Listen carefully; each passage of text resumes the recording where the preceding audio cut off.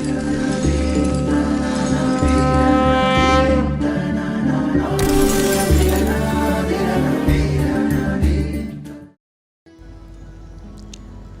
શ્રી સ્વામિનારાયણ.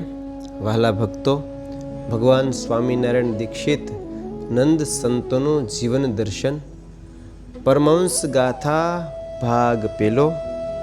સદગુરુ સ્વામી શ્રી પરમ ચૈતન્યાનંદ સ્વામી શ્રી હરિએ ધર્મપુરની અંદર મોકલ્યા. કુશળ કૌરબાઈના લગ્ન ધર્મપુરના રાજા સોમદેવ સાથે થયા હતા. તેમના પુત્ર રૂપદેવજી, તેના પુત્રનું નામ વિજયસિંહજી હતું. જ્યારે તેમના પતિ અને પુત્ર બંને સ્વર્ગે સિધાવ્યા ત્યારે કુશળ કૌરબાઈએ વિજયસિંહજીને ગાદીએ બેસાડ્યા અને પોતે રાજ્ય ચલાવવા માંડ્યા અને અખંડ ભજન ભક્તિ કરતા હતા. તેમને રાત્રિ દિવસ પ્રભુ મિલનનું તાન હતું. તેમની ઉત્તમ મુક્ષુતાને ભગવાન સ્વામિનારાયણ જાણીને તેથી તેમને પૂર્વનું જ્ઞાન ઉદય થાય એવો શ્રી હરિએ સંકલ્પ કર્યો. આ વાત હરિલામૃત કળશ 7મો વિશ્રામ 49ની 16મી કડી મુજબ આમ વાત છે. જેમ રાજ્યને આંચ ન આવે, બાઈ એ રીતે રાજ ચલાવે, તેને પૂર્વતણું થવા જ્ઞાન, ઈચ્છા એક સમે ભગવાન, સાધુ પરમ ચૈતન્યાનંદ, તેને આજ્ઞા કરી ગોવિંદ, ધર્મપુરમાં તમે સિધાવો, દેવીને સતસંગ કરાવો, રેજો તહાં ચાતુર્માસ, કરજો મુજ જ્ઞાન પ્રકાશ. સુણીએ એવું બોલ્યા તે હસંત, ભક્તિ પુત્ર સુણો ભગવંત, નથી સંસ્કૃત હું ભણ્યો કાંઈ, નથી વક્તા પણ મુજ માઈ, નવ જાણું સ્મૃતિને સ્મૃતિ લઈ, કરી કેમ શકું ઉપદેશ, મતવાદી વદે વાદ આવી, તેને કેમ શકું સમજાવી. સુણી બોલ્યા શ્રી ભગવંત, કહું તે તમે સાંભળો સંત, સંતનો ધર્મ જોઈ સત્સંગ થાય છે. મહારાજ કહે છે, ચિંતા કરોમાં, સત્સંગ કાંઈ વાણીથી થતો નથી. સત્સંગ તો એની ધર્મ નિયમની રીત, એનું ભજન, એની ભક્તિ, એની સેવા, એના વર્તનથી થાય છે. હવે આગળ કહે છે, સદ્ધર્મવાળા શુભ હોય સંત, એનાથી સત્સંગ વધે અનંત, ભલે ભણ્યા કે ન ભણેલ હોય, તેના થકી થાય સમાસ તોય.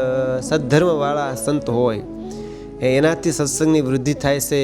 એ ભણેલા હોય કે કદાચ અભણ હોય, પણ સમાસ તો એવા સાધુથી થાય છે. સંન્યાસી શાસ્ત્રો બહુધા ભણે, એ તે ગામ ગામે રખડે ઘણે, ભલે ભલા પંડિત તે ગણાય, વધે ન તેના થકી સંપ્રદાય. ભગવાન શ્રી કહે કે સ્વામી, જેમ સૂર્ય કોઈને ઉપદેશ આપતો નથી છતાં તેના ગુણથી સહુ તેને નમે છે, તેમ તમારા ગુણથી જ તે રાણી અને ત્યાંના તમામને સત્સંગ થશે.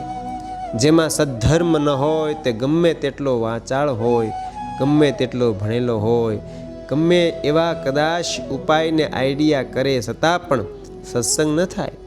ધર્મવાળાનો સર્વત્ર પ્રભાવ પડે છે. સદ્ધર્મથી જ સહુના અંતર જીતાય છે. સાધુ વિશે ધર્મ જણાય સારો, ત્યાં સુધી સત્સંગ ઘણો થનારો. શિથિલતા ધર્મ વિશે જણાશે, સત્સંગની વૃદ્ધિ પછી ન થાશે.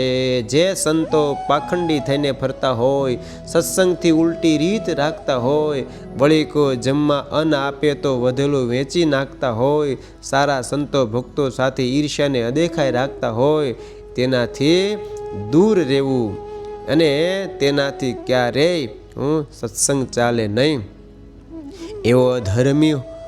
એવો હોય અધર્મી જેહ, તમ સાથે ન રાખશો તેહ.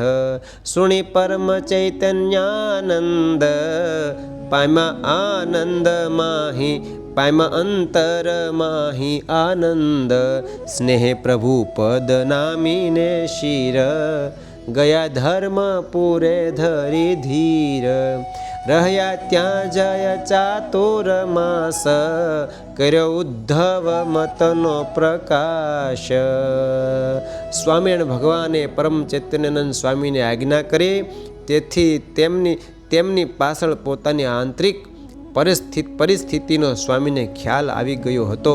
કેમ જે તે સજાગ સાધુ હતા, પરંતુ અહમ શૂન્ય બનવું ઘણું કઠણ છે. પછી સ્વામી એકલમડ બનીને જ્યારે ચાલતા થયા, ત્યારે વાંસેથી તેમના મંડળના લક્ષ્મણાનંદ સ્વામી, અભદ્રાનંદ વગેરે 10 સંતો પાછળ ગયા. તેમને પાછળ આવતા જોઈ પરમ ચૈતન્યાનંદ સ્વામી ઊભા રહ્યા અને પૂછ્યું, તમે કેમ પાછળ આવો છો? ત્યારે તેઓ કહે કે અમે તમારી સાથે આવીએ છીએ. ત્યારે સ્વામી કહે, હું તો માનથી ભગવાનથી દૂર જાઉં છું. સાક્ષાત પ્રભુ તો એ છે ને, એ અહીંયા બિરાજે છે. તે પ્રભુને મૂકીને મારી સાથે આવશો તો તમે દુઃખી થશો, માટે પાછા જાઓ. હું તેમનું જ ભજન કરું છું, તેમને જ રાજી કરું છું. માન જીતવાનો દાખલો કરીશ, પછી પાછો આવીશ. તમે કદાચ કાચી સમજણવાળા હો, મારી સાથે આવશો, સત્સંગનું કે મહારાજનું કાંઈ વાંકું બોલશો અને કોઈનો અવગુણ લેશો તો તમારા જીવનું ભૂંડું થશે. માટે તમે પાછા જાઓ. કલ્યાણ તો ભગવાન સ્વામિનારાયણના હાથમાં છે. શ્રીજી મહારાજની આજ્ઞા પ્રમાણે રહેજો. પછી તે સંતો પાછા મહારાજ પાસે આવ્યા. ત્યારે મહારાજ પૂછે છે, ક્યાં ગયા હતા? ત્યારે તેમણે કહ્યું કે અમે તો મારા ગુરુની પાછળ ગયા હતા. ત્યારે તેમણે કહ્યું કે મોક્ષ પ્રદાતા સાક્ષાત ભગવાન સ્વામિનારાયણ અહીંયા બિરાજે છે, એમની સેવા કરશો તો મોક્ષ થશે. તે એમની આજ્ઞાથી મહારાજ અમે પાછા આવ્યા છીએ. ત્યારે મહારાજ કહે, ગયા તે વિમુખ નથી. એ તો અમને ભગવાન જાણે છે, અમારો મહિમા જાણે છે અને અમારી નિષ્ઠા રાખે છે. છતાં ગુરુ આજ્ઞા માનીને અહીં આવ્યા તે સારું કર્યું. અમારે જે ગયા તેની ચિંતા કરવા જેવી નથી, કેમ જે તે નિષ્ઠાવાન છે. આવી રીતે ભગવાન સ્વામિનારાયણ સ્વામીને ધર્મપુર મોકલી રહ્યા છે. સહજાનંદ સ્વામી મહારાજની જય.